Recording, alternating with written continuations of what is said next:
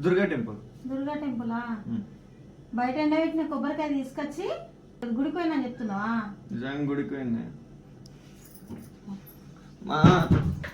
ఎక్కడికి వెళ్ళావు నిజం చెప్పు.